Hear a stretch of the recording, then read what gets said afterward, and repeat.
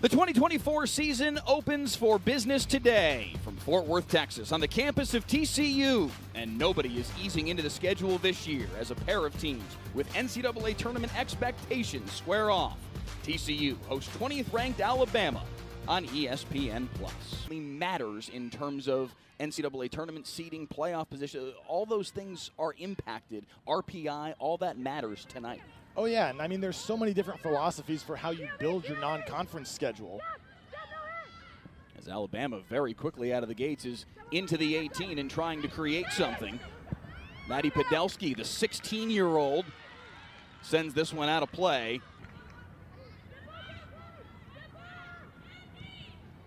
Horned Frogs possessing here, but in their own end. Trying to press forward. Now a ball run onto here by Seven Castaigne. Castaigne with an opportunity. Tries to dance around the keeper and Lallier able to knock it free. Castaigne back on top of it. Turning with it here is Lancaster. Settled down back behind the play now by Morgan Brown, but another look at the breakaway here for Seven Castaigne. A nice ball played out in front that she was able to run onto. Found a way to sneak behind Bama's back line, and that is a tough play for a keeper because you've got to decide in a split. Help TCU get out of trouble, listed at 5'9". Helps to have some extra size back there. The cross knocked loose. They'll say last touched by Alabama. It'll be a goal kick for TCU. But while TCU has had the best chance of the first 12 minutes or so of this one, the more volume of chances has really gone to Alabama so far. No doubt. And here they come once again challenging, and here comes Podolsky. Podolsky gets a right foot on it, but right into Megan Plashko's thighs, and the stop again for the TCU keeper. The 18 they go. Alabama able to dispossess. Good work by Bella Diorio to get back onto it. They're really excited about Diorio moving from that right back spot to the left wing and her ability to take on defenders and make a move. An opportunity here, getting inside, again knocked away by Lallier. What a save. A chance in tight for Cameron Lancaster, but Lallier makes the stop. Moving through a couple of defenders for the Crimson Tide, Lallier coming up to make the stop from about 10 yards away from the net, just putting the moves right there on Yapik. So a TCU corner, but it's knocked high. Ball out there wide. They want, I don't want to say clear out, but they don't want other Horned Frog players to draw more defenders to the area. They want her to have the ability to work 1v1 against another ball here ahead for Seven Castaigne. An opportunity as she works into the 18. 1-on-2, lefty foot on it. Again, Lallier making the stop. Seven Castaigne creating opportunity after opportunity, but Coralie Lallier, the sophomore keeper from Alabama, up to the task.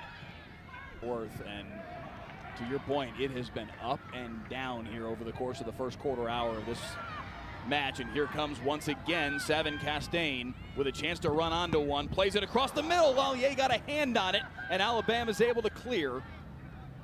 Right to Morgan Brown, and TCU will look to build something once again. And now TCU's turned it on. I feel like we have to eat our words after saying Alabama had more chances. The Horned Frogs said, watch this. Castaigne stopped by Lallier. And then another opportunity for Castaigne set up by Cam Patton. Lallier deflecting across there. She's been outstanding so far. Headed down off the corner by TCU, and TCU trying to figure out who's going to be that frontline scorer for them. Can they get somebody who can score 10, 12 games and be a threat on the regulars? That one sent high, just above the outstretched grasp of Coralie Lallier. It looks like she did get just a finger on that one from Bella Diorio, so it will be as Diorio put a charge into this one. Diorio didn't take much time here. 2 touches and lets it fly. I think that's on frame. I think Lallier, if she doesn't get a hand on that, that may sneak underneath that crossbar. One more look at it here. I think you may be right. It will be now Diorio to send the corner across. Out-swinging ball. Headed down by TCU, but cleared out by Alabama. right off the face of Gianna Paul, and she made as they can.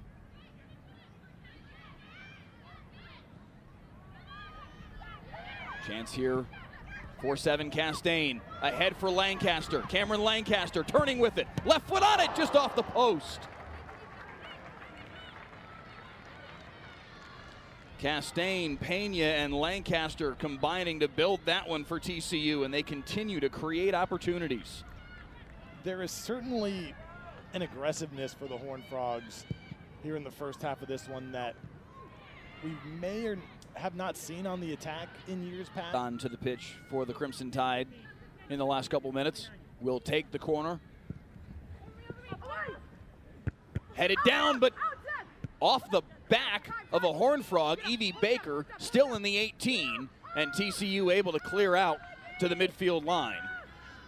If not for the back of Evie Baker, that will draw fouls that way. Get under people's skin just a little bit. Just a little bit. There's some gamesmanship there. It's that hockey player that you love when they're on your team, but if they're on the opponent, not a fan. Nice ball here up ahead for Caroline Kelly, the grad transfer from St. Louis. They really like what she can do down along the end line, and it backs off the goalkeeper and in off the foot of Lallier. And the first goal of the season for TCU comes from the grad transfer Caroline Kelly.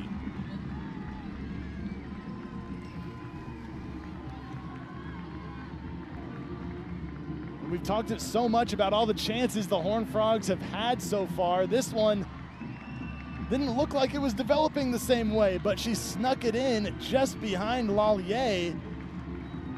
Did it go 5-hole? I think she nutmegged the keeper and banked it off the upfield leg and in. Cue shot from Caroline Kelly. Could see the English on it from that angle behind. A half an hour gone by here at Garvey Rosenthal. Early on in this match, it was heavily in favor of Alabama in terms of the possession and where the action was taking place, but TCU has really tilted that, and again they threaten here, running onto it off the ball from Lancaster. She's got her foot on it again, but knocks it beyond the end line, and it will be a goal kick for Alabama. But Lallier able to stymie the chance. And despite the goal allowed to Kelly, Lallier has been pretty solid. To Lallier. I will be interested to see, and we got a little bit of a taste of it just there, the ball that they just played ahead to Caroline Kelly. But in this new style that Eric Bell wants his team to play, as they play it to the top of the 18 here, a chance, but sent well high off the foot of Nadia Ramadan.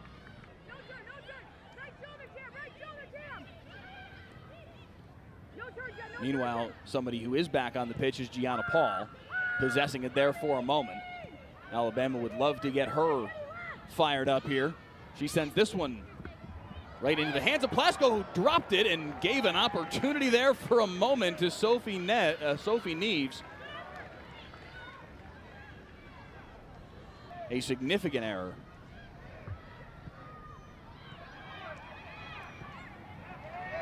Ball play to the far side. Chance here for the freshman Patton, surrounded by Crimson Tide defenders. Pena with a little give and go. Oli Pena gets a right foot on it and she scores! Oli Pena with her first goal of the year in TCU with a pair here in the first half.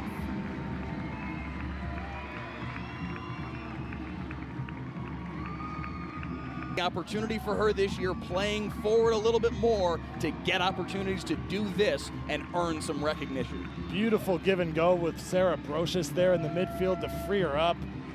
And an incredibly difficult angle for Pena to squeeze it in to the right of Lallier. Also had to work around the defender who was right on her coming over to challenge, but able to get the angle right where it needed to be to get the second goal of the match for TCU. TCU has certainly been able to create those chances. 8 shots so far, 5 of them on goal, and a pair of goals. One from Caroline Kelly, one from Oli Pena. And they lead 2-0 here in the final 10 minutes of the first half. A ball into the box here. There was an opportunity for Ramadan to run onto it. But Oli Pena marking her step for step. Breezy Brewer, and it will be Brewer with the left foot to play the corner here for Alabama. Brewer into the box. Gianna Paul there on the backside, gets a foot on it but sends it high. Just underneath it. Junior from Huntington Station, New York, playing it into the box. The header well wide. Nedia Sawan, I think, lost track of where she was on the pitch and sent that one outside the 6. But Alabama still with a chance here. With possession, top of the 18. Silva. Back to Ramadan. Now Silva once again able to play it into the box, but it goes off the arm of Maddie Mooney. Paul now playing it into the box. Right into the grasp of Megan Plashko. Here with the free kick for the Frogs with under a minute. To the backside of the box, headed to the top of the 6. Lallier just has to punch it free, still loose inside. An opportunity here for the freshman Hodgson, but cleared out by Alabama. Off the foot of Ainsley Moy, another freshman for the Frogs. And back this way comes Alabama trying to counterattack, but Pena there to cancel it out. Into the half without giving Alabama another opportunity. Final 12 seconds here. TCU back with it. Off the back of a teammate. Could have been disastrous for the Frogs, but they will clear it just fine. And what an opening half of action from TCU. Eric. Realm where it's not just what are we going to do when so-and-so graduates. This is a program that you know is going to win regardless of what players are wearing those jerseys. Alabama putting themselves in that same category over the course of the last couple of years with the way that they have grown under Wes Hart. The run here for Diorio dispossessed. It will be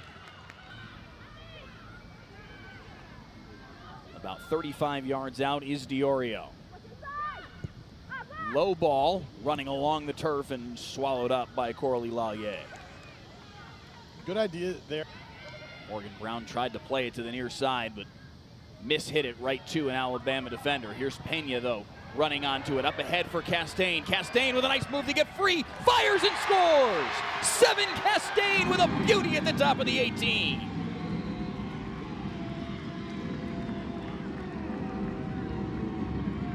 If you asked the Horned Frog coaching staff how they would want this game to play out and than they have so far. You've gotten a goal from Pena.